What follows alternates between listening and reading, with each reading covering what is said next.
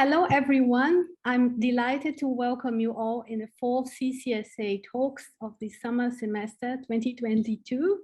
For those who are joining us today, my name is Daniela Ortiz de Santos. I teach and conduct research at the Art History Department at the Goethe University Frankfurt, from where I speak right now. And I have served together with my colleague Frederike Lausch as scientific coordinator of the Center for Critical Studies in Architecture, the CCSA, which is a research cluster between the Art History Department of the Goethe University, the School of Architecture of the Technical University Darmstadt, and the Deutsches Architekturmuseum, DIM in Frankfurt. Last semester, we've launched the so-called CCSA Talks. It has been conceived as a platform to present current research projects, as well as publications, and discuss them with guests. It takes place so far remotely and will be later available on the CCSA YouTube channel. Before I introduce today's guest, I would like to thank a few colleagues who have helped to make this semester CCSA Talks a concrete reality. Lisa Beiswanger, Frederike Lausch, and Oliver Elser, who organized and moderated the first sessions. So this was the semester's program. The first 3 sessions. And Lisa Charcobock, Sarah Boré, Jennifer Dyke, and Leonie Lube, who have been involved in the organizational aspects and announcements in the social media platforms. Thank you very much for your help and cooperation. As for today's talk, it is a great honor to welcome distinguished guests, I would say, who are dear colleagues and with whom I have had the pleasure to create a closer dialogue after encountering the work and life of Max Ludwig Cetto, and in particular Cetto's archives. So let me go back to our posters today. And but first you may ask, why Max Cetto? Who is Max Cetto? Depending from where we speak, we may have a different encounter with Cetto, his work, papers, and the written narratives about him. Without being simplistic, but just for the sake of this intellectual exercise, it seems important to understand that Max Cetto was born in 1903 and passed away in 1980, was a student of Haus Posig in Berlin, a collaborator of Ernst May's housing projects for Das Neue Frankfurt, and an active protagonist of the German chapter of the Congrès International d'Architecture Moderne, the CIAM, in the interwar period. In 1938, he left Europe and moved to Mexico in 39 after after a short stay in the USA. Once in Mexico, he collaborated with Lizárraga, being co-responsible for conceiving the jardines, the very famous Jardines de Pedregal, co-conceiving, and he was able to work as an independent architect, teaching at the School of Architecture at the National Autonomous University in Mexico City. And this, again, is not wanting to be a simplistic overview, but for those who are just joining us today, is a way of engaging you and bringing you to our debates, but it's much more than this. But, and what is also very important to mention is that Cetto was immersed in a very rich transatlantic and intellectual circle, as well as on debates about modern architecture, not only in Mexico, but also in the so-called Latin American region. What started as a personal discover, my discover in the DAM archives, it evolved into a seminar and a students' colloquium in the library of the DAM in 2019, in which we counted on the presence of colleagues from Frankfurt, my colleague Helen Barr from the Goethe University, Katja Lauskau and Oliver Elser from the DAM, and Susanne Dussel, our first speaker. This experience that aimed at intersecting displacement, archives, and immigrant architecture and modern architecture history led me to further investigate Cetto's papers in Mexico, preserved in the Metropolitan Autonomous University in Mexico. Once there, I had the privilege to be welcomed by Cetto's family in the architect's house located in the Jardines de Pedregal And thanks to the contact by Bettina Cetto, who is joining us today here, I had the chance to be received by Nicolas Perez Diego at UAM to visit Cetto's collection. It was during this stay in Mexico that I had the opportunity to meet Cristina López Uribe and later Salvador Lizárraga Sánchez, our second and third speakers. Together with Bettina Cetto, Cristina López Uribe, so let me throw this here. So this is I'll come back to our beautiful work by Susanne.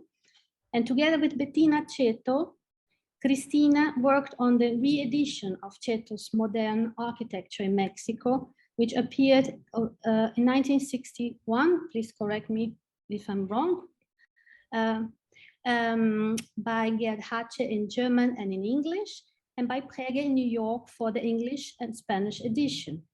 This re-edition that appeared last year and is available online includes a series of critical essays and an introduction essay co-written with Salvador.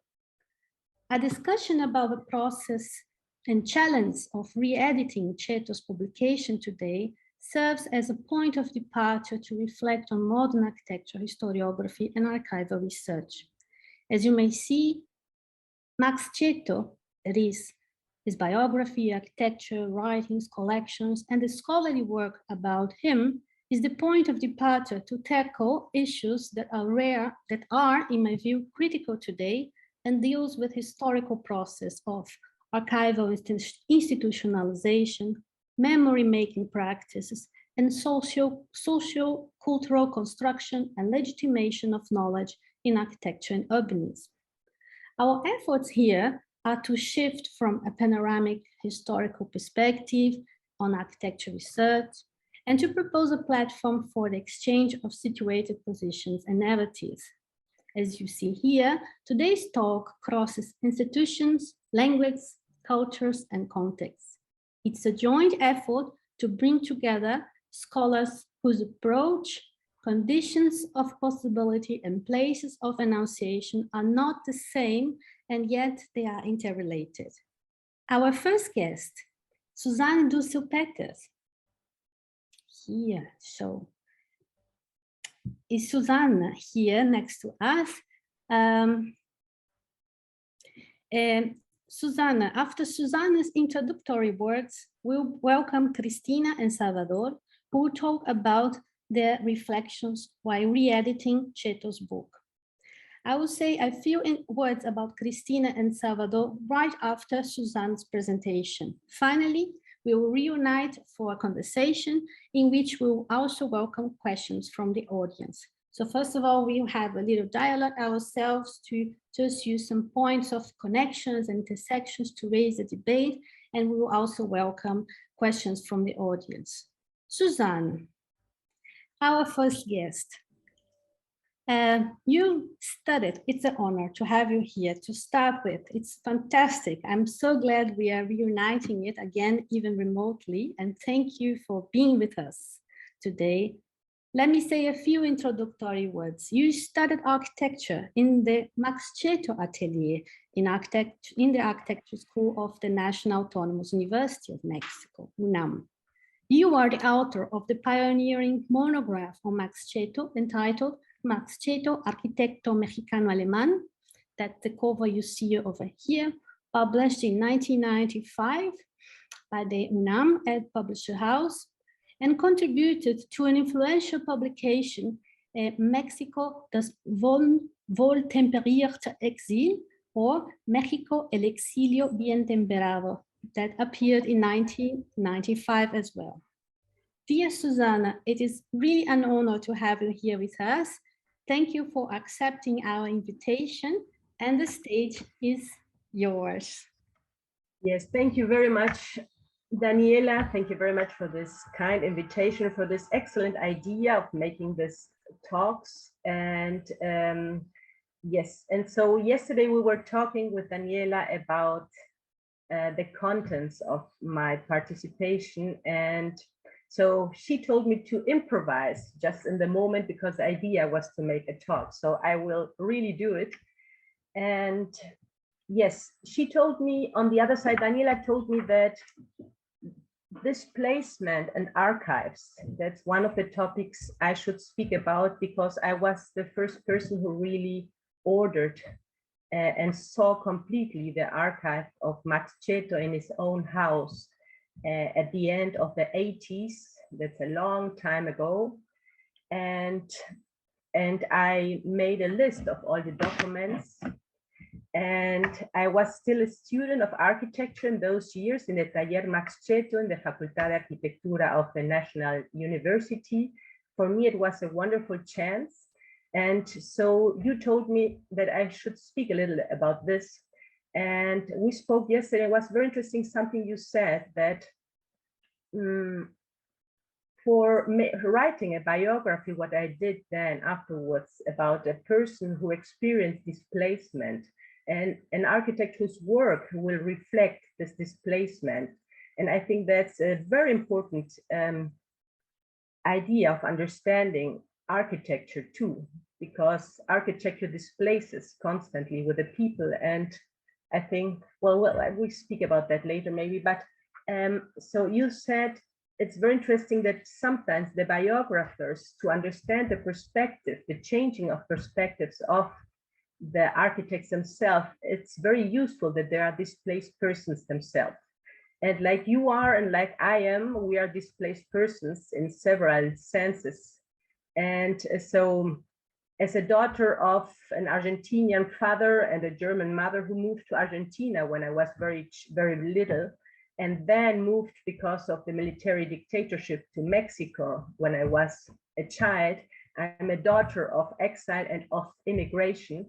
And so I really think that Max Cetto, when I begin to get in touch with his biography, he really fascinated me immediately. And I think there was an identification. And what I tell you, so I had in a little way the same relation with Mexico. I remember when I came from Argentina to Mexico and I was 9 years old, the first real experience of identifying with Mexico was when I went with my father and with the young teachers of the CIAT of the UAM University, where now is the archive, part of the archive of Max Cetto. We went with the young teachers like Antonio Toca, Jorge Sánchez Antoniano, Teresa Osejo, and my father to a little Indian community where the students of architecture made an analysis about the real necessities of the people. And we slept in the floor of a family of indigenous people in Michoacán. And for me, coming from Argentina, that was my first reaction or my first relation with another Mexico than Mexico City. And so when I see the way Max Cetto understands Mexico and the impact that had Mexico on him, I understand perfectly, because I myself had this profound search, you would say, for what is Mexico. And so when I was a student at the Faculty of Architecture, I went to the Max Cetto, Taller Max Cetto, because a lot of architects who had this social idea and this idea of the participative design sent me there to the Max Cetto. It was supposed to be the best place for a public university where to study. And it really was. It was a wonderful experience. Those 5 years at the Faculty of Architecture were for me something like a heroic, wonderful experience, having professors like José Luis Benyure, Victor Jiménez, Humberto Ricalde, who became a great friend of mine, Felipe Leal. And so when I was in the second year, I wanted to know about Max Cetto. And Max Cetto, no one spoke really about him. And so when I was once in Germany, I went to Frankfurt. This was 87. I was in the second year. And in Frankfurt, I got to know Jochen Jordan. And Jochen Jordan was in that moment renovating the coke mill of Max Cetto. And so he was so happy to see someone from Mexico speaking about Max Cetto in Mexico, because he said he's such a great architect and we lost any trace of him when he went to Mexico. So we know that he was a wonderful young architect from Frankfurt and that he interrupted his career But then he went to Mexico, and it's so wonderful to have you here. And you should study and make more about Cetto.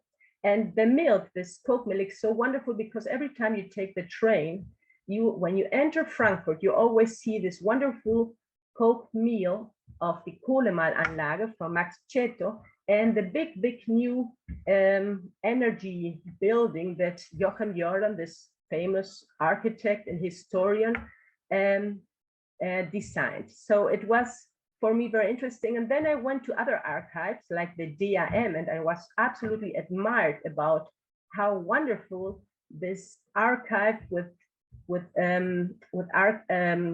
this place was with all the archives of different architects. And I went also to other archives and saw letters being written by Ernst May and other people to Max Cetto. So Max Cetto, I even got some plans of buildings of Cetto. So I brought them back and showed them to Umberto Ricaldi and to Felipe Lea, and they were all totally admired about this information. So I had this plan already to continue writing about Max Cetto. And then later on, we knew that Katharina, the widow of Max, was not so, she was already a little sick. And so they needed someone to organize the archive. And so I had really the great chance to get to know Katharina. And I get very emotional, I'm sorry. And I don't know why, but, and she was very nice. And I had really a great time there, living in that wonderful house in Pedregal. And in those years, I traveled a lot, and I photographed all the works I could find of Max Cetto. And of course, I searched for all the writings of him. And so I had this archive, and I really spent, I don't know exactly how much, but some months. And at the beginning, I always went to my home and came back. And then at the end, it was, Katharina was in a hurry because she knew that her days were counted. So she really invited me to stay there. And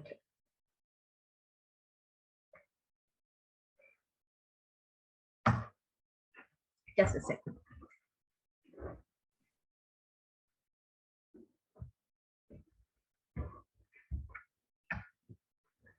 Well, and then, yes, she was, I always made her orange juice every morning. And I remember sitting in the kitchen with her, and we made some ales, and then she always gave the eggshells to the two dogs. And it was a really wonderful time. Now I really think that I should have asked her a lot of more things that I always wanted to ask her. But I was always too young, maybe. And yes. I did. Oh, I'm so sorry. I didn't want to be so emotional.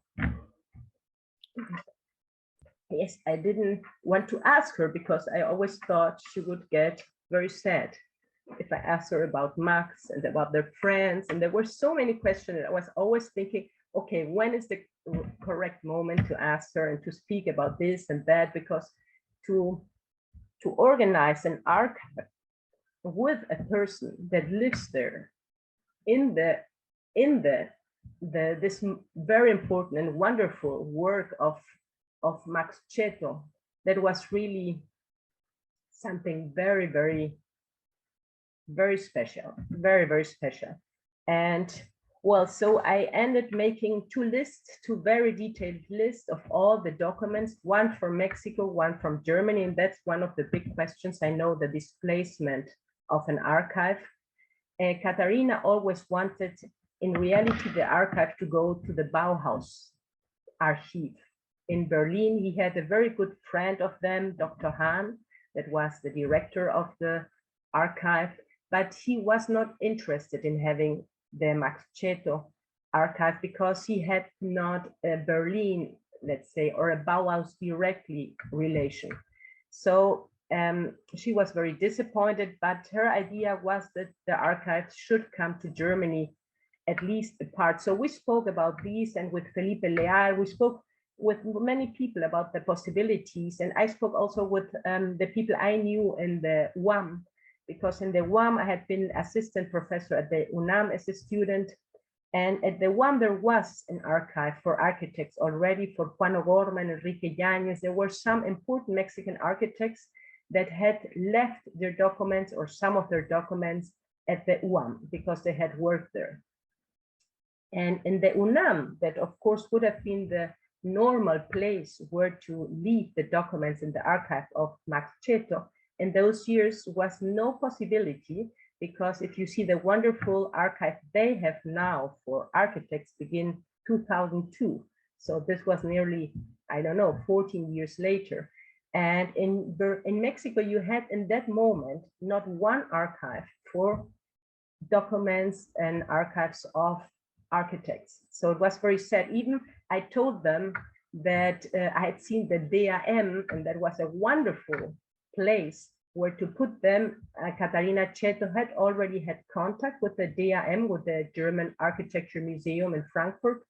And so I told him that I had visited it twice. I had even written an article for the DAM already, because in '87, after being there, Werner Kleinerüschkamp contacted me, and he asked me for an article for the Hannes Meyer catalog. So I was 22 and read everything about Mexican architecture in those years and wrote this article. So I had a little contact with the Deutsches Architekturmuseum.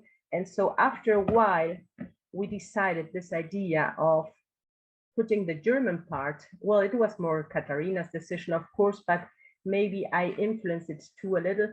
But the idea of separating the archive, that seems to be a hard decision. And we really have to say we took it very innocently, in the sense that we thought that somehow the German part would bring more information to Frankfurt. So it was interesting to be, since he was an architect that had worked in Frankfurt, it would have a big relevance to be in Frankfurt and bring back a lot of information they wouldn't have, and would complete some questions. And in Mexico should stay the Mexican part. And one thing that was important in those years, when I, for example, came to Mexico to the Max Cetto Taller, I have to say that no one in Mexico knew about the importance of Cetto in Germany. And on the other side, there were very, very few, or nearly no architecture historians in Mexico that spoke German. So leaving the German information in Mexico, that was the opinion of Katarina too, would not help too much, because probably it would take too much time till someone would take note of it. So the idea was to leave it somewhere where it would not be destroyed, and to leave the time make its work. And that was more or less the idea. And that's why maybe the decision was taken to separate, to displace, like you call it, Daniela, this archive. So I made the lists in Spanish, the Spanish part, in German, the German part. And then I left it there. I wrote my thesis about Max Cetto. And this is my thesis, my little thesis, like we wrote them all in the UNAM. I could make a theoretical work, so here it is. And I had to make some plans. I went to San Jose Purua, one very important project of Max Cetto, and had to measure it with very archaic methods. So I made all the plans, or some of the plans of San Jose Purua. And so this was a wonderful, nearly like Max Cetto himself, who made really on the landscape all the plan with Jorge Rubio. I also took all the measures and made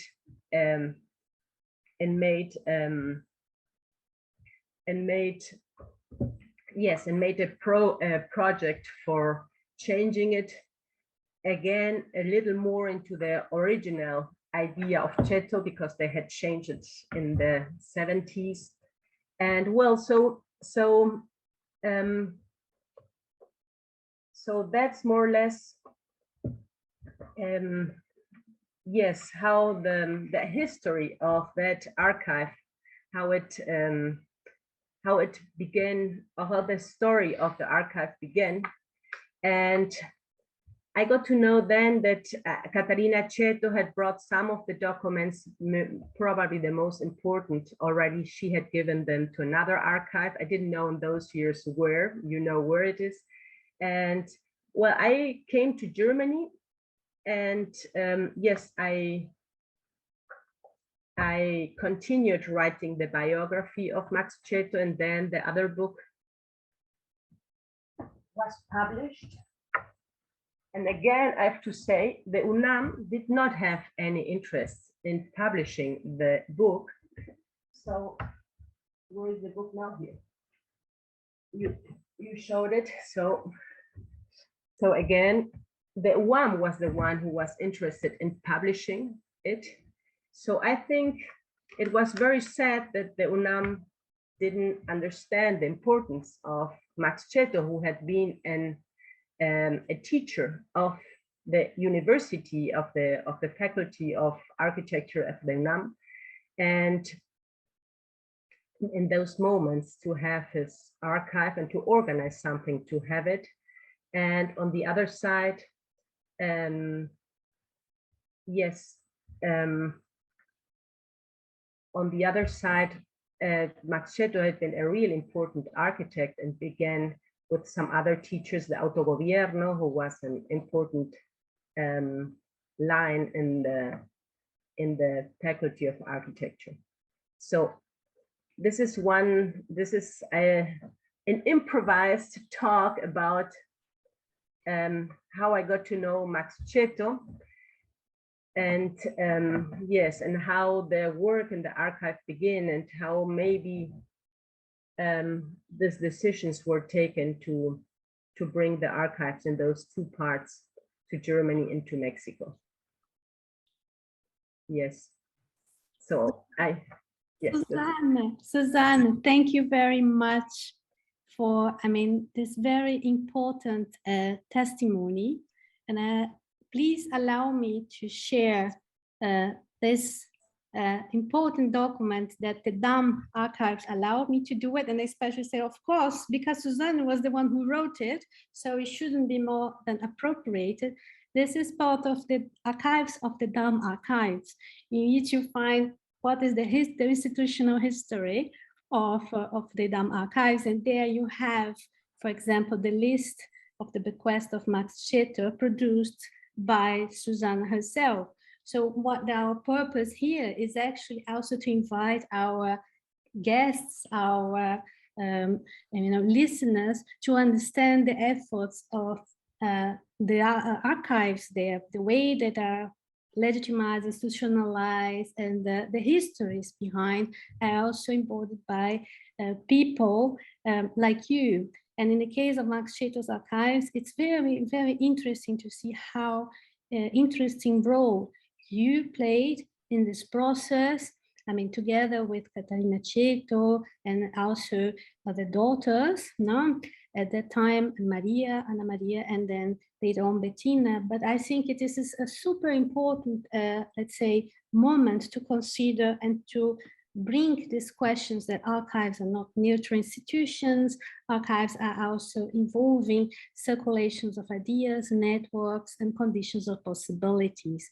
So that was my major effort here as well. And thank you very much for, wonderfully sharing your emotions and experiences. It's very, very important.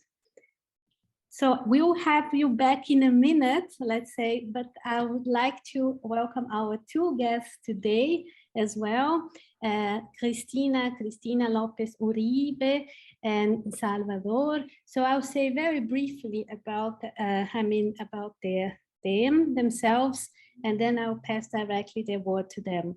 So Cristina López Uribe, you are an architectural historian who specializes in 20th century Mexican architecture. You are a professor of history of architecture at the UNAM, now in Mexico, and acted as editor-in-chief of the scientific journal Bitácora Arquitectura. You were in chief in it from 2013 until very recently, 2020. You were the author of the essay Reflections of the Colonial between Mexico and Californiano, a contribution to the volume Latin American Modern Architectures, Ambiguous Territories, published by Routledge in 2013, and assisted MoMA curators in Mexico in preparation for the exhibition Latin American in Construction, Architecture 1955-1980. And you are currently pursuing and almost concluding, as I know, your doctoral degree from the Polytechnic University of Catalonia. So thank you very much for joining us today. And let me just briefly introduce Salvador. Salvador Lizárraga Sánchez is also a professor. You are also a professor of history of architecture at the UNAM and editor specialized in modern Mexican architecture. You're currently leading the Laboratorio Editorial de Arquitectura at UNAM's School of Architecture, and you are co-editor with Enrique de Anda of the Architect of the Architectonic Culture of Mexican Modernity, published by UNAM in 2007, and with Cristina López Uribe of Living Ciudad Universitaria, 60 years, published out by UNAM in 2014.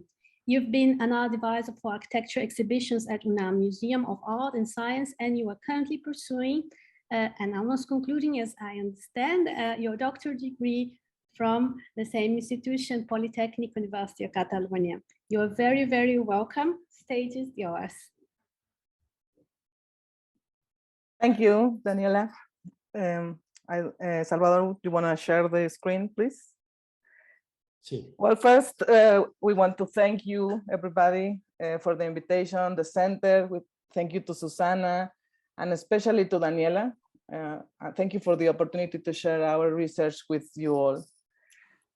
We wanted to start by saying briefly who we are. And as Daniela said, we have this research laboratory that is part of the National University of Mexico, the School of Architecture. And the name is Laboratorio Editorial de Arquitectura, LEA, which is a pun for read in Spanish, and is better translated as Laboratory of Architectural Publications. This laboratory was created in 2017, and it aims to become a space for the study of the cultural history of mass media related to the history of architecture and urbanism. Its mission is to promote critical dialogue between journals, books, electronic media, and the built environment. At LEA, we analyze the relationship between architecture and print media from 1850 to the present day, and the way which they have contributed to culture. We center on Mexico and Latin America, but our field of study surely encompasses the rest of the world. We at LEA also studied, apart from this mass media and the print media that we analyze often, we also focus on that is not visible, that which underlies the text of the books, journals, and pamphlets, everything that made possible the appearance of a paper, a text, an image, or a drawing, the processes, the exchanges, and conflicts between architects, editors, designers, and institutions. This often forms a corpus of knowledge that expresses the culture of the specific historical moment in which a building was designed and built with even greater clarity, depth, and richness than other sources. This past of a publication means confronting the archive and its documentation, which is viewed as something that is never innocent and that on its own it's incapable of expressing an absolute truth or providing irrefutable evidence.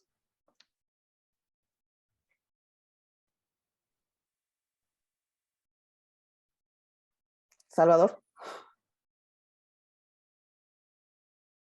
you're muted. I'm muted. Do you listen to me? Yes. Okay. So I will show you some brief examples of the work we do at LEA, at our lab, very quickly. Cristina mentioned that we center on Mexico, but Mexico always leads us to other countries, other places, other cultures, and that's very nice about books. For example, this is an exhibit about schools in the first half of the 20th century, which is work by one of our students, Pamela Caparroso, and which was made by Hannes Meyer and Lena Bergner. So books always, or publications, or journals, or postcards, or everything always takes you to other places, or at least that's we try to find in the research we do. So this is, for example, a strange exhibit designed by Meyer and Bergner in a very strange context in the last year of the Second World War. We got to this exhibit through a book designed by Meyer and Alberto Steiner, this great graphic designer, Italian graphic designer of the 20th century. So this takes us to other countries as well. So you can see this kind of Bauhaus, also maybe Le Corbusier, Plon aesthetics of the book in Mexico, obviously mixed with maybe artistic languages of Mexico and Latin America. We also work archives. One of the most important, which is worked by two of our students, Ana García Molina and Abril Castrejón, is Clara Porcet's archive, the most important industrial designer in the 20th century in Mexico. She was Cuban. As you can see, there she is with Fidel Castro in the times of the revolution, which are the times of the book we are going to talk about today. That's just those days, those hard days of the Cold War.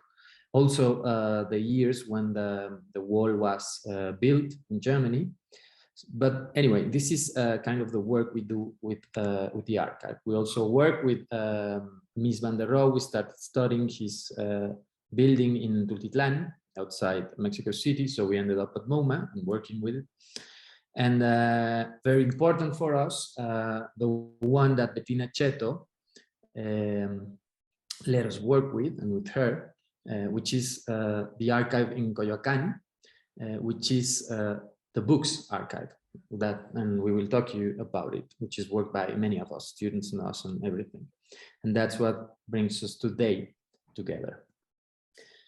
This also leads us to exhibits. This was an exhibition designed by us and our students, which has to do with 1968 Mexico City's Olympics, before Munich Olympics of '72.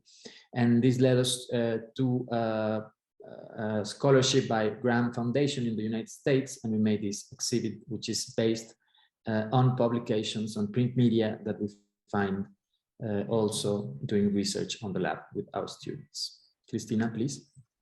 Yes. So our research aims also to reconstruct the history behind the creation of all the fundamental books for the study of 20th century architecture in Mexico. There are some books that review the major works of the respective decades. For instance, the New Architecture in Mexico by Esther Bourne reviews architecture from 1925 to 1937. Mexico's Modern Architecture by Irving E. Myers reviews the 40s, and Max Cetto's Modern Architecture in Mexico reviews the 50s. 2 decades after his arrival in Mexico in 1939, and after multiple negotiations with the prestigious publishing houses Gerd Hatje and Praeger, the book Modern Architecture in Mexico was published in 2 simultaneous bilingual editions, one German-English and the other Spanish-English, using the same print plates and printed in Stuttgart.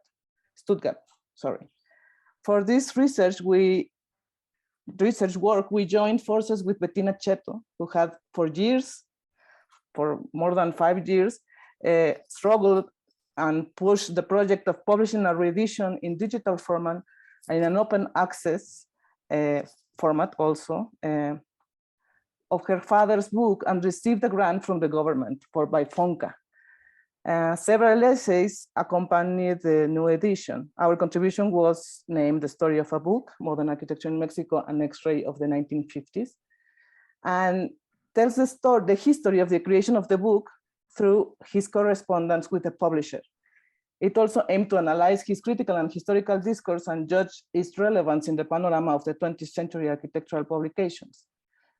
The text has come about after immersion in a series of documents, clippings, mock-ups, postcards, letters, and exchanges with the publisher, all of which are preserved in what Salvador just mentioned, Max Cetto's family archive, which is another location of the Cetto archive in the Coyoacán district of Mexico City. Among other materials, there are some books of the many books that Cetto possessed in his youth, including Berend's Urban Design and Housing in the United States of 1926.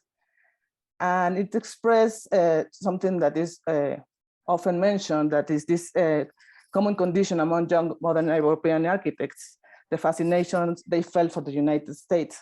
There are also some postcards and newspaper clippings kept inside An America by Eric Mendelssohn, also of 1926. These documents suggest future lines of research that would broaden the horizons of what has so far been considered to underpin the thinking of Cetto, that is expressionism and also modernism, heroism through his work in Frankfurt with May. However, Europeans' increasingly deeper interest in the architecture of the United States did not mean, even remotely, that they had a clear idea of Mexico and its modern architecture. So as I was saying, this research was based mainly on the correspondence and on two incomplete sets of mock-ups of the book, the pages of which feature reproductions of images affixed with glue and with simulated hand-drawn text boxes. The publisher periodically sent these models by regular mail to the author to have a basis on which to discuss and negotiate the process of putting the book together. This process was not uncommon by the time. The existence of this archive in Coyoacán represented a great fortune for us, since our research was carried out on November and December of 2020, that is amid the COVID-19 pandemic. So it would have been impossible to consult any of the other sites where Max Cetto's archives are protected. So Cetto's book has been little studied, although it was surely well known at the time. And despite it offers keys to understanding this historical moment from different points of view, away from Mexican nationalistic and heroic interpretations. Cetto proposed the book to several publishing houses, even without yet having the material that would make up for the publication.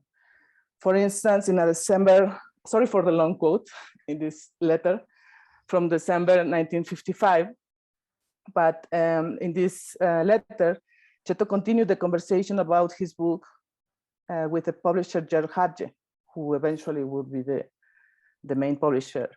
This letter gives us some clues about how he promoted the idea of the book. No?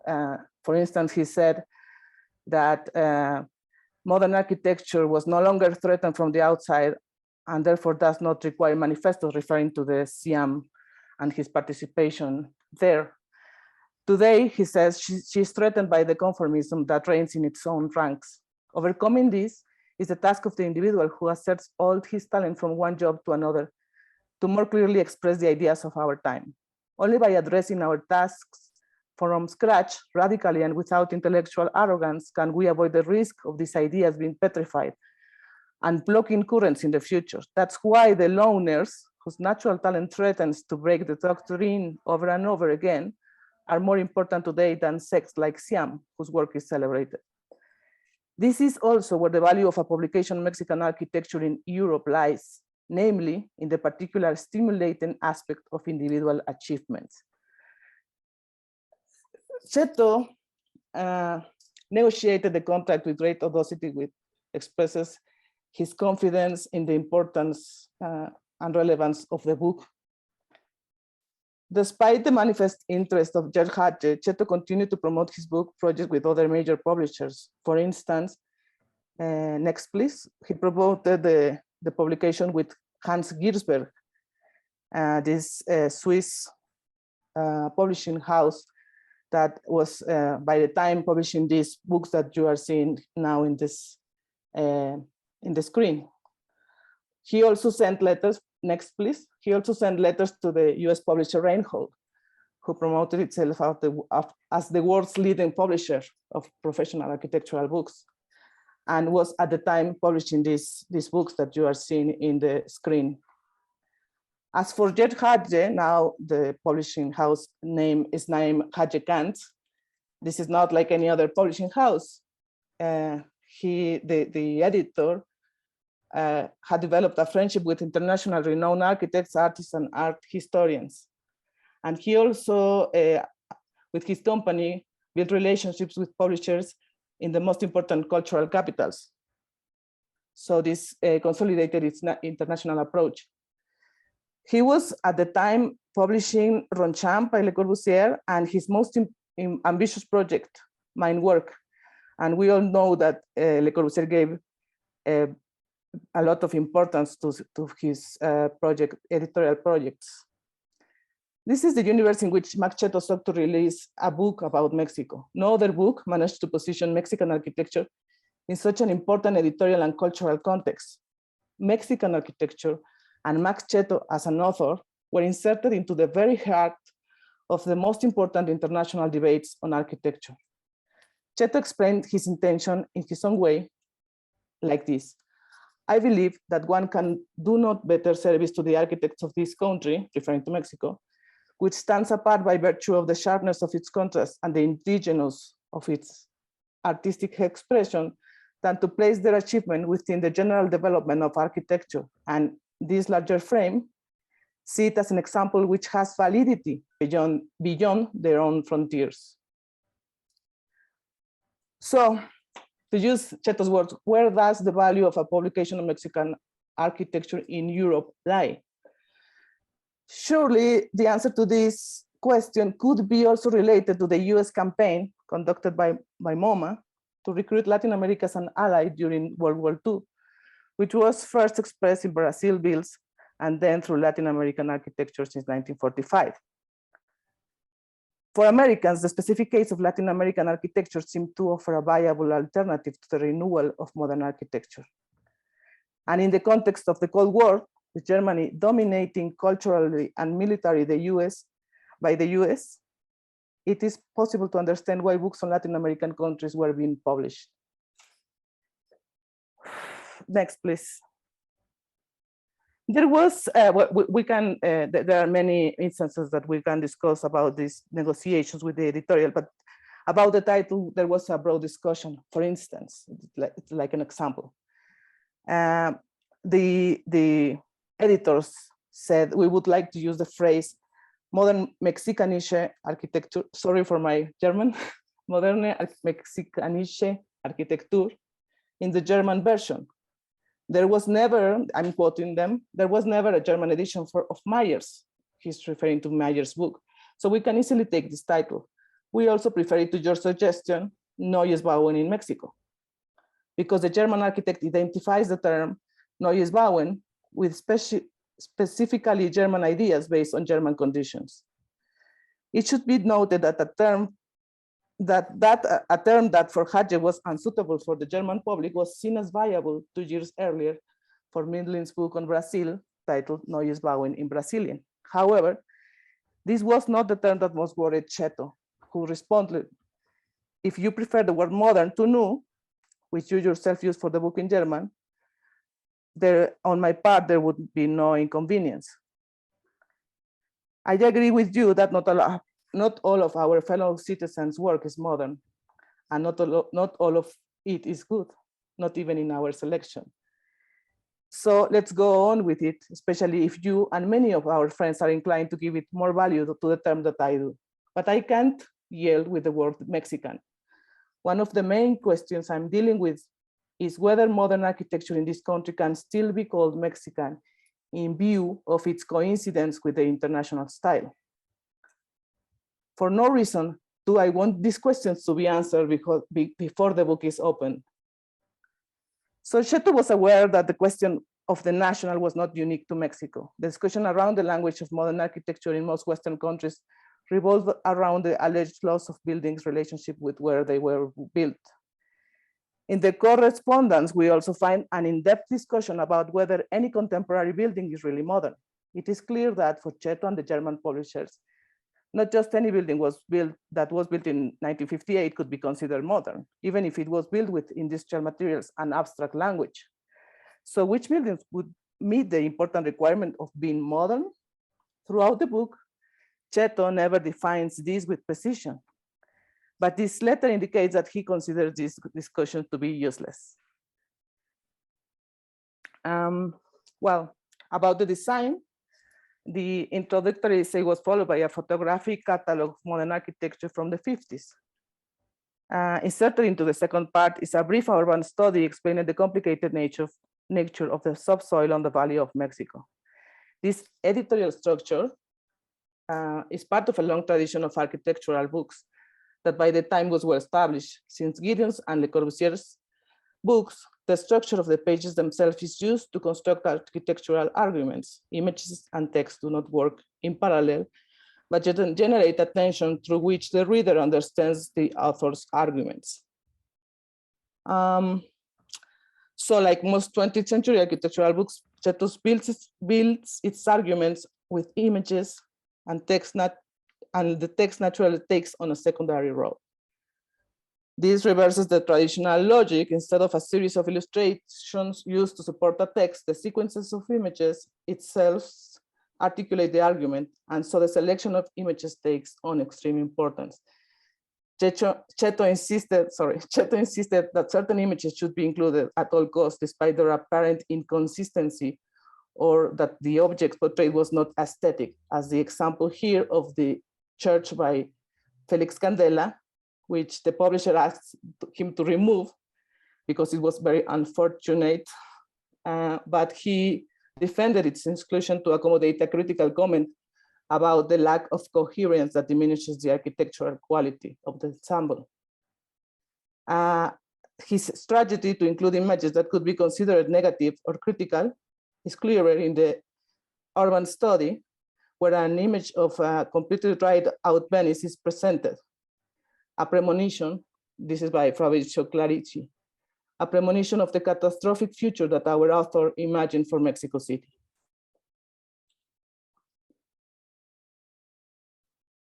Salvador.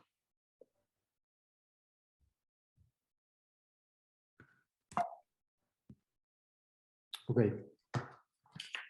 So, as mentioned before, can you listen to me? Okay. Modern architecture in Mexico is above all a very powerful visual narrative based on photographs and plans.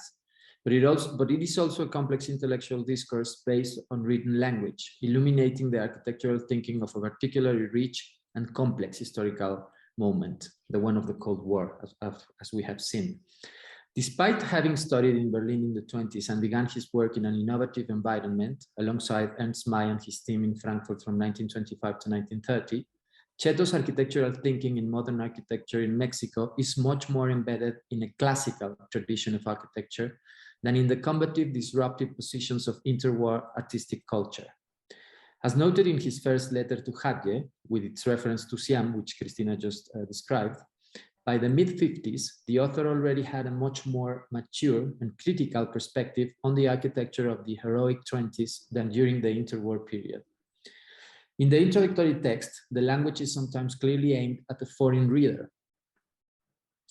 And yet there are other instances in which it is difficult not to wonder how that same reader would be able to understand certain topics that could surely only be understood by people familiar with Mexico and its culture. One of the great virtues of these texts is that, being a work written in a foreign language and published in another country, it encompasses a cultural universe greater than the local. That is, it forces the Spanish-speaking readers to immerse themselves in a dialogue that transcends their traditional cultural boundaries.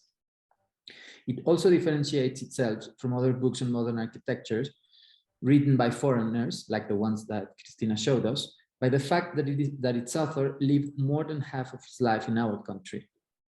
Although his gaze is doubtlessly that of a European more than anything else, it is still permeated by his adoptive culture in every corner of the book.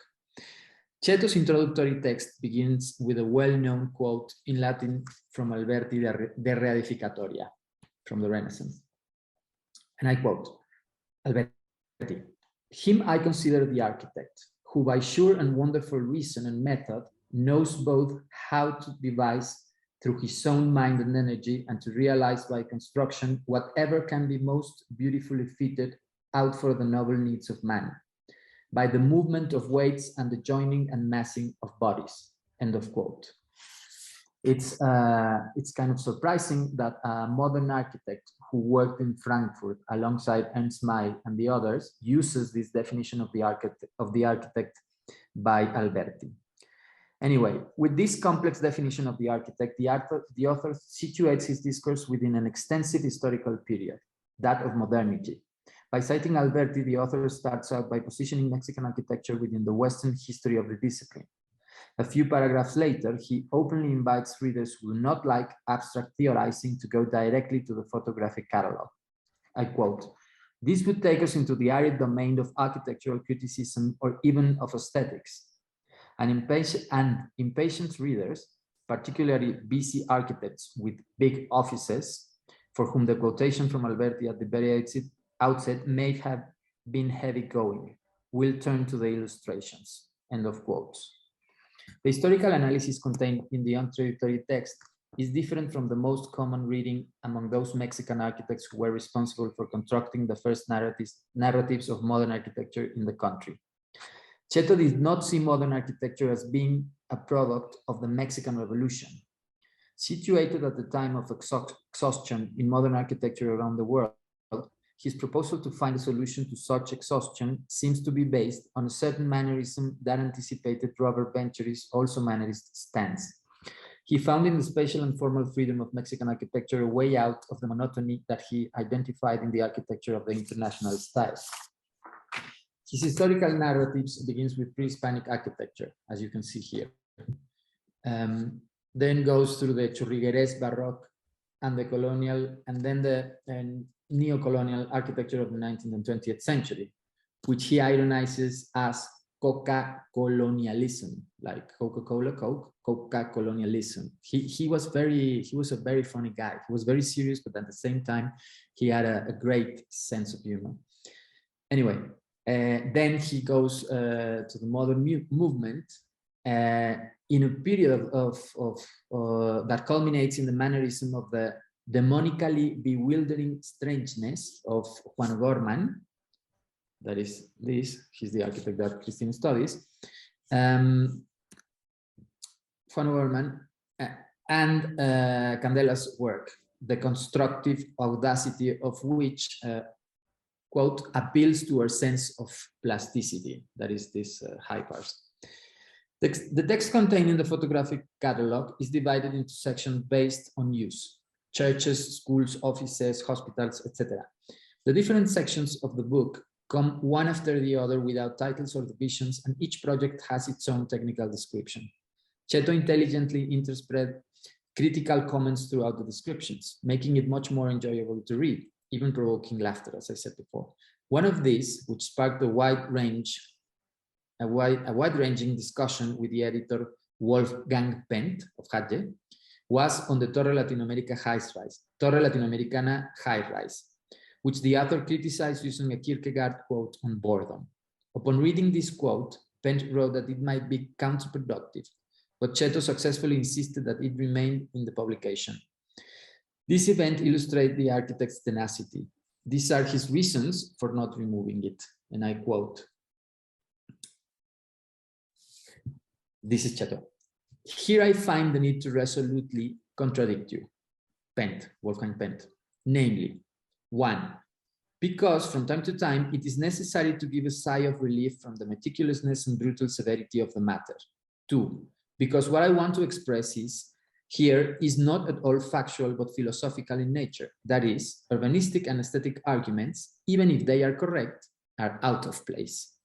3. Because Kierkegaard says it more strikingly than you or I ever could, and additionally manages to hide his scathing cultural critique under a smile, so that its depth only comes to be revealed after a time, and therefore perhaps more persistently. And 4, and above all, because such a damning critique of my local friends, and especially my enemies, can only be swallowed if it does not appear as a personal observation of mine, but one that is served in. End of quote. To understand Cetto's argument, the publisher should have traveled to Mexico City and experienced in the flesh the positioning of the Torre Latinoamericana. Another noteworthy example of the apparent innocence of the brief text accompanying the images can be found in the criticism of an office building by Héctor Velázquez and Ramón Torres, the one you're seeing on the left of your screen. He states, quote, evidently Mies van der Rohe's dictum less is more has been misunderstood by the architects, who have drawn the conclusion that nothing is best of all. Here he did not use Kierkegaard or someone else. He was completely direct. Today, given the international importance of Lizárraga's work, it is difficult to imagine a scenario in which German publishers or from any other country wanted to eliminate his Jardines del Pedregal from a book. When they saw the mysterious photographs of that work, they immediately rejected them by arguing that they were very artistic, but this is gardening, not architecture. Cetto strongly defended their inclusion so as to have a, quote, have a quiet poetic pause in the book, arguing that their marginality is a fact, but it is a pleasant interlude that provides a contrast with boredom. He sometimes considered part of the books boring.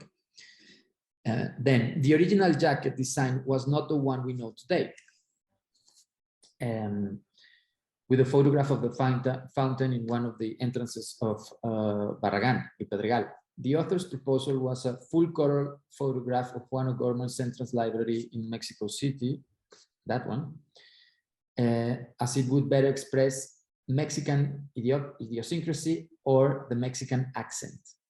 The editor's proposal for the jacket was that it should immediately create an association with architecture and especially Mexican architecture. His first choice, Hatche's choice, surprisingly, was a very bad building, the one you see on the left, Luis Bringas Elementary School. His second was a great building, this market by Enrique del Moral, the La Merced Market. Anyway, it is surprising that a photograph that the publisher originally intended to eliminate, the one of El Pedregal, along with the rest of the images of El Pedregal, ended up on the jacket of the book. And it is today its most recognized image. A great deal of the discussions found in the archive relate to translations.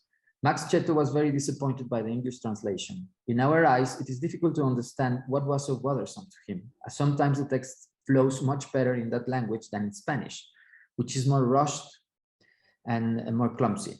One of the translations which most bothered Cetto was that of the concept of Einfühlung, from German to English, as, quote, the imaginative projection of emotion, end of quote, rather than simply empathy, as used in the title of Boehringer's book in English. However, it should be noted that the Spanish version maintains the dubious translation of Einfühlung as naturaleza, as you can see here, nature, derived from the book's Mexican translation. And they keep on printing it like this, abstraction and abstracción y naturaleza instead of abstracción y empatía. And the mock-ups of the book were sent via certified mail as items sent by standard mail and were not uncommonly lost. However, despite the very complex communication process and the fact that no one spoke Spanish at the German publishing house, the editorial quality of the book is undeniable. Cetto expressed this on December 14, 1960, writing to give thanks for the Christmas surprise of an advanced copy of his book, praising the extraordinary quality of everything. The title, the cover, jacket, typography, layout, printing. I quote, perfectionism finally finds its reward, end of quote. That was Cetto. And just to end, A year before he died, in 1979, our author published a new version of his essay in the magazine Arquitecto, edited by Carlos Somorrostro. In the 2 decades since it was first published, the world of architecture had changed considerably. Robert Venturi and Dennis Scott Brown had published Complexity and Contradiction in Architecture and Learning from Las Vegas, which attacked the discipline's intellectual elitism and opened the eyes of architects to how popular culture operates in all spheres of society. While Manfredo Tafuri had destroyed the last hopes in modern architecture, proposing alongside his colleagues in Venice, a radical critique of the capitalist city based on a new historical materialism. Perhaps because of the social and cultural crisis of the 60s, Cetto refrained from publishing in Arquitecto, in this magazine, in 1979, the fragment of his essay explaining the basic theory behind his arguments. And perhaps its usefulness had also begun to fade in the strained atmosphere of the last Cold War. Either way, the rest of Cetto's ideas remained strong. As the most sophisticated Mexican magazine of the time, conceptually and materially, Arquitecto, republished them almost in their entirety. Our architect, author, editor, and photographer, that is, our man of letters, thus passed away with the certainty that his modern architecture in Mexico would pass down a series of values and critical tools that, like the humanism that structured his intellectual discourse, would sketch the outline of a better world for generations to come. Thank you.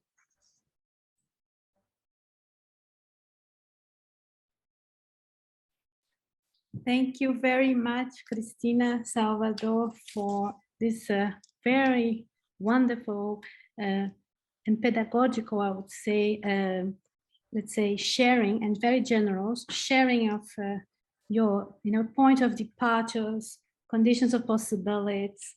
Again, now repeating the terms, but very necessary, very important, and sharing with us methodological approach and so on. And I think this is fundamentally important for us to understand the challenge and also your questions and very pertinent intersections.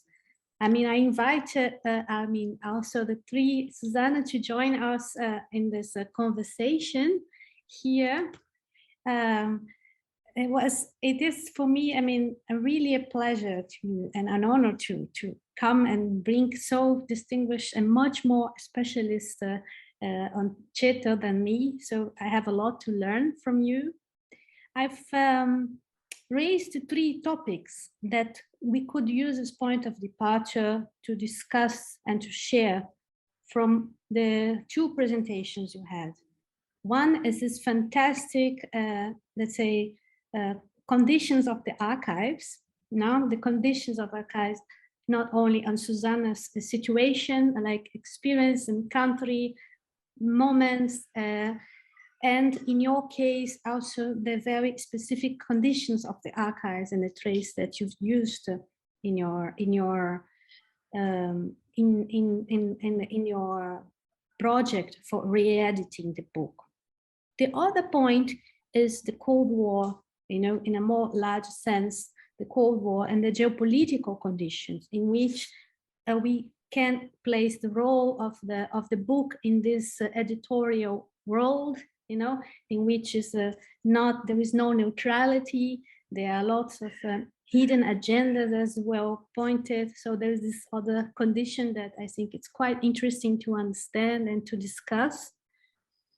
And you generously, wonderfully built this analogy with other publications from the period and also from authors that were part of Cetto's network as well. And the third fantastic and very important topic is the question of the language, right? The language that we use, the language that authors are using it, the choice of key terms, if it's an architect's decision or the author's decision, or if it's a result of negotiations, which is absolutely interesting and important for us who are committed to write historical narratives. So I would like to invite you, I mean, this was from what I could collect, and also from what we have also previously discussed, these 3 conditions that are super important for us to take into account, and to also bring your re-edition of this work as a very important and joint effort that raise so relevant questions, right? How do we start it? How do you react to one of these conditions that you would like? Maybe, I don't know if you wanted to share again this letter that Max Cetto sent to Hatje, no? The publisher house. How are you want to discuss these archival conditions of the period? I mean, this is a question to you and also to Susanne. What would be for you a lesson from this experience, now recollecting it?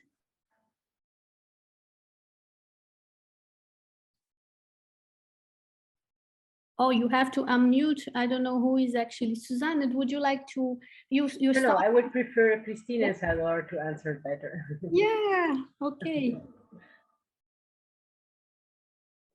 Yeah, I well, it's interesting to start with this this letter, these ideas that Cetto used in this in 1955 to promote the idea of the Mexican book, because it also speaks about the historical context, the exhaustion of the international style and modern architecture, the crisis of the modern architecture.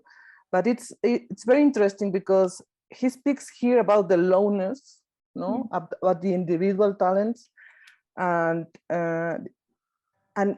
he puts in the same condition as the loners and the individual talents, the experiences of Mexico. So this for me, it's very, I don't have an answer. I'm just pointing to something that it's very interesting to me, because it doesn't seem to be like a logical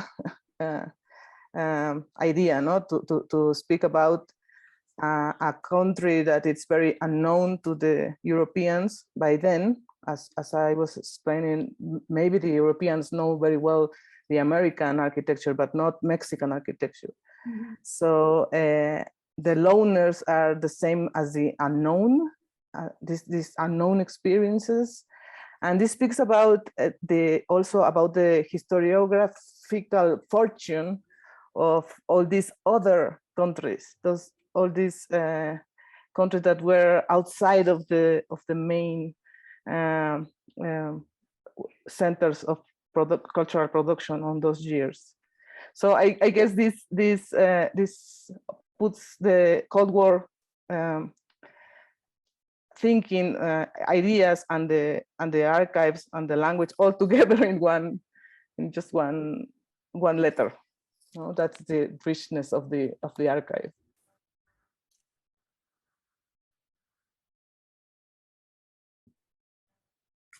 Absolutely. So I think then we are getting warmer and warmer in the question. So it is a historiographical question and a historiographical issue as well, and how much it's becoming clear that we could consider bringing this question of visibility and invisibility as a historiographical problem as well. You know, so it's not only just reenacting it by the fact of reenacting a material, but trying, as you so wonderfully proposed, to do almost an archaeological search for trying to see from the traces beyond what is actually considered canonical material, no? And trying to go and generously present that this through other documentations that were sometimes even considered not so important to be part of the architects' archives at the moment in which Susanne organized. I mean, it's not a criticism to Susanne's effort, but it's this in a way of how to look it back. No, for example, Susanne, did you how this material, how these archives were presented to you when you were at the at Pedregal's house? Were they organized into boxes? How these letters actually appeared to you, or they were totally mixed with other documents? Well, when I came to the house of the Pedregal of Max Cetto, well, Caterina showed me a closet that was full of boxes and shelves and things. And so that's where she had put all the material that she planned to give to an archive, let's say. And I knew that there was more material, but she told me that that was personal. So I just organized that part that she wanted me to organize. So when afterwards I heard of Bettina years later that there were a lot of interesting letters, and that the publication should, all the documents of the publication, she talked to me about this, but she said, no, that's not interesting. So she selected the things she wanted to go to an archive, and I organized that. So that's more or less what happened in those years. So I put them in boxes and I organized everything. Of course, I was 22, 23. I didn't know about all the systems to organize an archive. And I think that should be the work of the archive itself, to make a system. And so I just made a list, a long list, a very detailed list of all the photographies. I saw it yesterday, you sent it to me. So even with centimeters of the photographies and a lot of really detailed information about every article and everything we sent to the archives. So it was the selection, the pre-selection of Caterina, I think. And I think a lot was left, and so this information too that is very interesting. And one thing I wanted to say about these books, I mean, you see a lot of people that were in exile, you would say, that left Germany in the 30s, that became the important people working for the magazines in Europe and were in writing these books. And so it's interesting because this was a possibility for them also to earn some money. Because as a misplaced person, like you say, it's sometimes difficult to get into the scene of architecture. And so Max Cetto had a hard time in this sense too. And so first he had to wait 10 years to become Mexican, and then he could sign his own project. Before that, he had to work for other people. So he was, like you say, invisible. Then afterwards, he constructed mostly private houses. So working as a theoretician, that he was in reality, because he was in München with Heinrich Wölfflin. The sister of Cetto was an art historian. So he was a person who really read a lot and had a clear idea about many things. So writing about Mexican architecture or architecture in Mexico, that was a good possibility of using this position as a bridge, you would say, as a person that could be like, how do you say, like an articulation between Europe and Latin America. And the interesting thing is that his view was not the typical North American view of Latin America. So he had, yes, he had a critical position in this, and this was very interesting too. So all this criticism to the international style and to this dominating narrative is very interesting. And so he had a so-called Latin American position. And you see this book about América Latina en su arquitectura, no? From Roberto Segre, that brings us together because I knew Roberto Segre in Cuba, and you are a Brazilian who went to Argentina when Roberto Segre had come back from Cuba to Argentina. And so it's interesting because he wrote there about the Latin American architecture. So it's very interesting because he had changed the perspective of an European. So it's very interesting, this misplacement, how it changes the way to see architecture. And of course, that's what he wanted to present in his publications, more or less. Hannes Meyer another important exiled architect, where there is also an archive in 3 different parts or more. And he also published some articles about Mexican architecture and Mexican arts, and that was one of the few articles also very early in Europe. So it's very interesting to see this participation of all of this exiled or misplaced architects in this sense, to bring back to Europe all the work that has been done in Latin America that was absolutely unknown. Susanne, I think you touched a fantastic point, which is the question of, is Latin American a commitment, like a negotiation between these positions of not a nationalist approach, not an international style approach, but at the same time an anti-US perspective, and at the same time an issue of belonging or speaking from within the region. I would like to hear from Salvador and Cristina just this, how do you see this at the moment Cetto was trying to construct this book project, and then we will have a question from Frederike, but I'd just like to receive a reaction from you. How do you see this notion of Latin American for Cetto in those years? Well, I think it was difficult for him. I am sure he was smart enough to know that Latin America was not this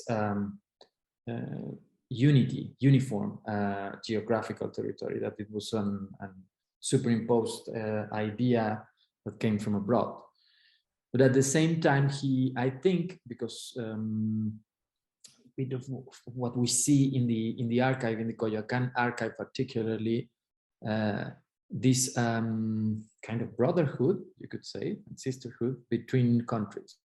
Because at the same time the book was being written and edited and everything, he collected this gigantic Life magazine with Fidel Castro on the cover when the revolution won Cuba and everything, and clippings and things from the Cuban Revolution. He was very happy with it. He was very friends with Clara Poset, who we just saw, who was a communist, an open communist, and everything. And so I think he didn't. I don't think he left it clear, his position regarding America Latina. But he had. I think, I don't know, Cristina and Susanna and Bettina think he had. An extraordinary interest in Latin America. At least a partir del libro, how do you say that? From the book onwards, he began this great interest in Latin America, which has geopolitical explanations as well, because Latin America begins to have this a more important role in the Cold War, you could say, and there is this natural expression of this. But it was, for me, it is confusing. The archive is, we have this romantic idea that it orders everything and gives us, gives us the answers and everything. But many times it gives us much more problems, because Cetto is like, he loves the Cuban Revolution.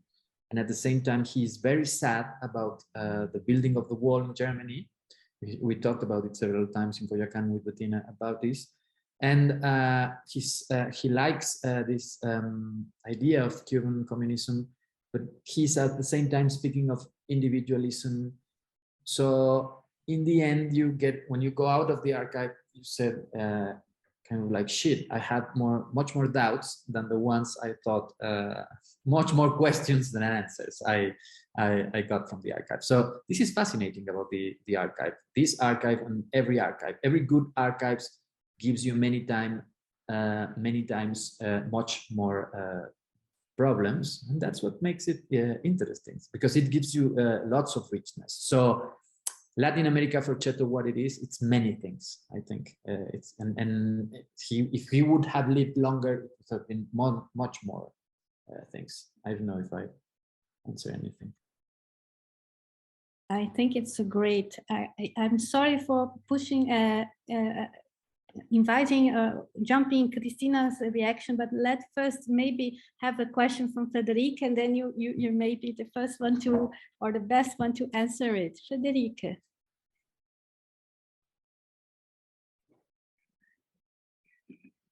Yes, thank you. Thank you very much for both for the presentation and for sharing the memories. It was really great. My question, I would like to come back to the book of 1961, the Modern Architecture in Mexico. And I'm not sure if I understood it right, because I am a bit struggling with the fact of this national focus on Mexico, but then the relationship with this international view on modern architecture. If I understood you right, but you can correct me, he didn't want to have the title Mexican architecture, right? He wanted to have it modern architecture in Mexico because he didn't believe to have the strong national focus. But at the same time, this national focus, or this focus on one specific country, allowed him to inscribe these architectures into some kind of international canon of modern architecture, and by doing this, challenging the canon. Do I understand it right, or? Yeah, that's the paradox of this struggle in the letters with the editors, because he's critical of the Mexican architects that were trying to do an international style architecture without any roots in Mexican soil. But at the same time, he's very ironical, and he's making a lot of jokes about the ones that use, he even says that verbatim, like he used feathers on like the Indian feathers on their architecture to appear more Mexican. So he's right between these two trends, and he's trying to better understand what is that makes Mexican the architecture from Mexico. So that's why he's very interested in the work of his compadre. I don't know the word compadre in English, but his very, very good friend, Juan O'Gorman, because Juan O'Gorman was making this central library covered with colored mosaics, and this architecture that is very, very strange to understand in an international style context. So yeah, it's at the same time he's challenging the canon, and he's right in the middle of everything.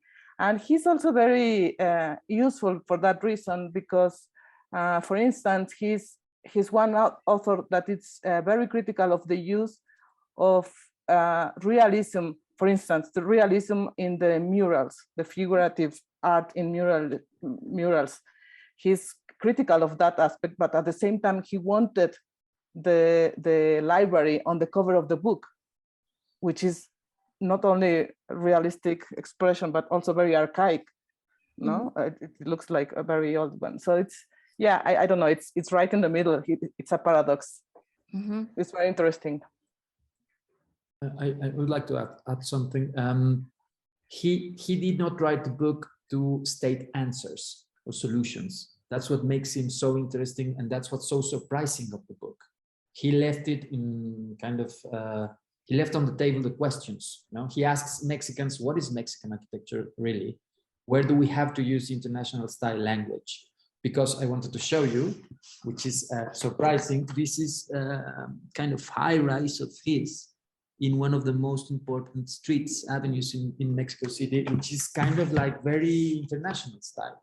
So he could do high-rise architecture with high-tech materials and constructed products and everything, and that surprises you. But he does not give you a nice, a clear answer. He was not so much as Le Corbusier of the 20s, who said architecture has to have 5 points. You know, the roof has to be like this, and the basement has to be like this, and everything. He was, of course, he was older than the Le Corbusier of the 20s. He was a mature man, so it was like the book says, what are we going to do? These are the facts that I see are the facts, but maybe you have another fact. What do we do about this in Mexico and abroad, particularly in German? That's the way I interpret the books. You will not find these recipes or something like that to say this is architecture, this is modern architecture, this is North American architecture and everything. That's why it is so good. It puts you to work. Okay. So if I understand you right, since he's not giving like a definition of what is Mexican, like what is particular Mexican in this architecture, you cannot criticize him of cultural offering, because as a German coming to Mexico, defining what Mexican is, right? Exactly. Mm-hmm. Perfect. Thank you very much. Fantastic. Thank you, Frederike. Thank you both, Cristina and Salvador, for the answer. I have a comment here from Bettina Cetto in the chat, so I read aloud. So Daniela, would you deliver for us some comments on your findings at the UNAM and the DAM archives about Cetto's project for the Berlin Museum? I mean, first of all, of course I can. I would just want to add something after Susanne's commentary and testimonials. Believe me, Susanne, your way of structuring the boxes, they are still over there. This is the way it is still structured, the documents and the material 30 or 40 years later. So it is fantastic how the archivist from the DIM, Evelyn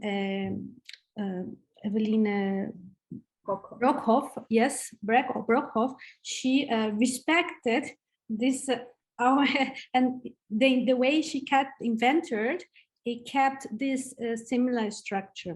And one of the boxes is the so-called boxes of this project for an international architecture competition in the early 60s for the Tiergarten Museum in Berlin. And there was a very debated project. So the whole box is just about this project, meaning it's a fantastic documentation. The drawings, so he participated, he delivered a project, and he was accepted to go to the second stage of the process. And actually he received an award, but it was not granted, and it was not executed. So it's a very complicated issue, but a fantastic documentation to have of course, a great amount of material, I believe, is in this box. You have drawings, you have floor plans, you have the collaborators designing, sketch, you have the regulations of the international competition, you have the feedback from the jury, and there is a translation from Cetto to his collaborators about the regulations. So it's a very interesting, just this box is a project in itself.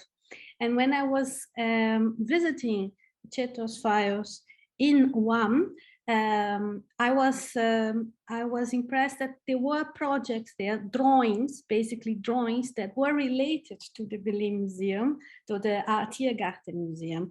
So of course, these are the issues, the conditions of possibilities and the situation at that time. But again, it was so, it was again another, for me, a good experience to see how much we should make joint efforts to try to understand and not to judge what happened in the past, but now to consider that it's also our role to put these archives in conversation, including also the Getty Research Institute that holds the correspondence with Max Cetto, also the Getty archives that includes the correspondence between Cetto and Siegfried Gideon and the SIAM, also the Berlin, the Bauhaus Archive in Berlin, which also includes correspondence between Gropius and Cetto as well, because and Getty is the active letters from Gropius that Cetto received, and Berlin is the other way around, no? Because Gropius archives are in Berlin. So it is a fantastic way of trying to also see how we can create and make bridges to help to circulate this and to make it more visible also, these traces of archives that were collected and constructed by an immigrant architect. And that's what makes it very interesting. And as Salvador said, you enter and you get more questions than actually than before. But that was my just commenting on Bettina's question. And a little comment about the plans of the Tiergarten Museum that is in the UAM. To be honest, I'm not absolutely sure, but I suppose that the idea was that these plans end in DIM in Frankfurt, and maybe it was a problem of the final sending, and that it landed in Mexico. I suppose it was more this, because the idea was, of course, that plans and documents should be together. So I suppose that some years, it was not immediately, but some years passed, I wasn't there anymore also. So I suppose it was just, that can happen, two plans falling and landing somewhere else. And then, I don't know, because the idea was, of course, and I don't know the list, but maybe in the list you see the plans, then it could be easily be seen where they should end. Yes, that's, but I think the possibility, it would be wonderful if someone like you in the DIM or what, to digitalize some information and to begin making an effort to bridging the archives together. And I think today, with all the digitalization, it's possible to communicate. So again, Cetto will be an effort to communicate and to dialogue between the cultures again, to see all the information.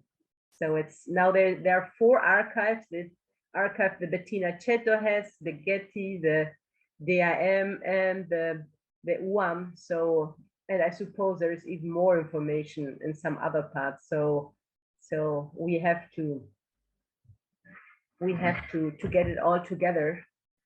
And maybe you never get an idea of all the work. And like you say, it's difficult to even, like you said, Salvador, to have an idea of Latin America. I think even with Cetto himself, there were different moments of his life. He would probably think differently. And so it always depends. It's not one strict idea that you have. And yes, I was just, no, that's too much, but I was thinking about this idea of manierism, of this book of Hocker, Die Welt als Labyrinth. That is one of the quotations he uses in his book of architecture in Mexico and the Untergang des Abendlandes, the decay of Occident, or I don't know. And that's interesting that he uses only these 2 books to explain in his book, and so always this idea of classicism and manierism and the architecture in Mexico, like he reflects this as an architecture that is between those 2. And it's interesting because when he describes his own house, I was just looking at it yesterday, then he says that, how is it? The floor plan, where is it? A balance between man and his environment. So a balance is always very complicated, always moves. So it's interesting that there is, between these 2 poles, there is the architecture of Mexico. And so it's really interesting when international style had become the classical idea, Mexico is in between. And it's interesting why he wants to write this book.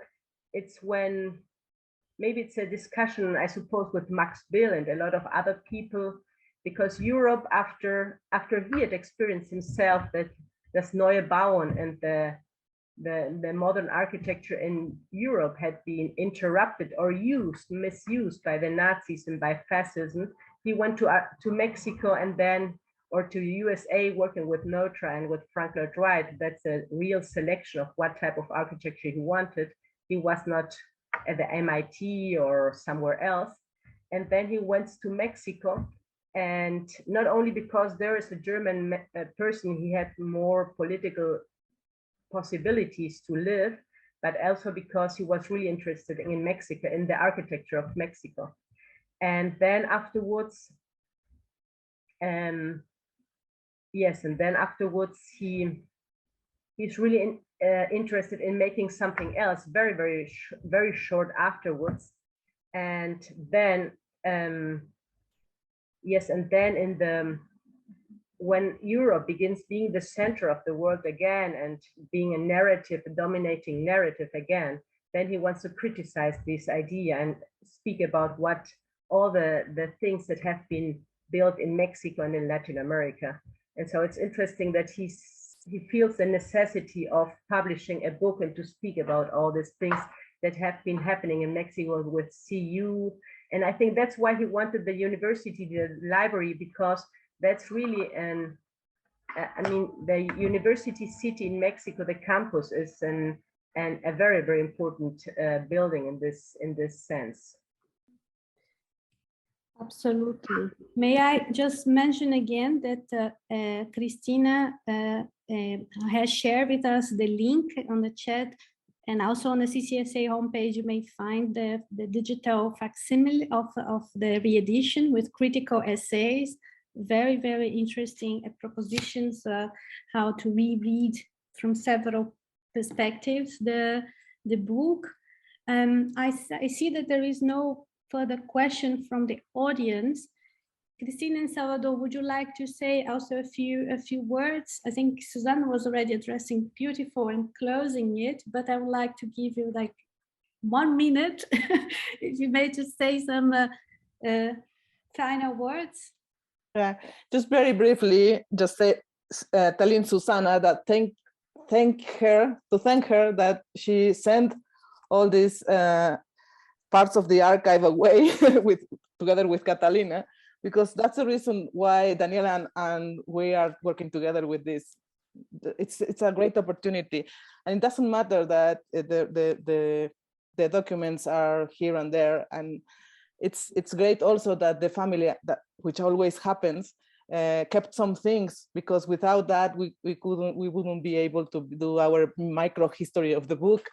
No, so that this is the incredible thing about the archives, and it's very important for countries like Mexico that are very isolated. That's something that you can see in Mexican history. You've seen that, Susanna, I'm sure, that Mexican history is always very looking at to the inside and not looking outward. So it's great for that we have this opportunity to have the information in many places, so more people are interested in making these conversations that Daniela was speaking about. And it's a great analogy with the intention that Cetto himself wanted to do by putting the Mexican architecture in the context of the most important authors and books of the main cities of the world, of the main publisher houses. So that's the same thing that we want to do now, to put the conversation in international debate. Thank you, Daniela, and thank you, Susanna, and thank you everybody for this opportunity.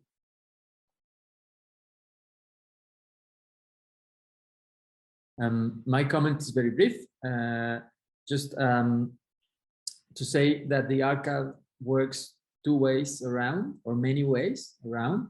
This is for another conversation, and